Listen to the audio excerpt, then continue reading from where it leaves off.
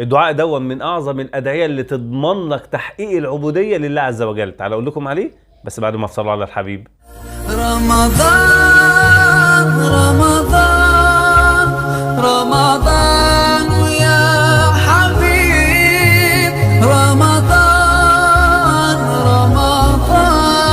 السلام عليكم ورحمة الله وبركاته. قال رسول الله صلى الله عليه وسلم لستنا فاطمة: ما يمنعك أن تسمعي ما أوصيك به، أن تقولي إذا أصبحت وإذا أمسيت: يا حي يا قيوم برحمتك أستغيث أصلح لي شأني كله ولا تكلني إلى نفسي طرفة عين. يا حي يا قيوم أنت بتتوسل بأسماء الله وصفاته.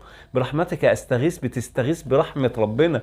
أصلح لي شأني كله، كل أموري، ولا تكلني إلى نفسي طرفة عين. لا تتركني يا ربي لضعفي وعجزي لحظة واحدة. أنا عايز العافية والصحة والتوفيق. هتعمل إيه بقى؟ احفظوا، كرروا، شيروا. بس كده. سوا.